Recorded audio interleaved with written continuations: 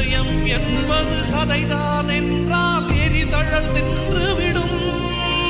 அன்பின் கருவி இதயம் என்றால் சாவை வென்று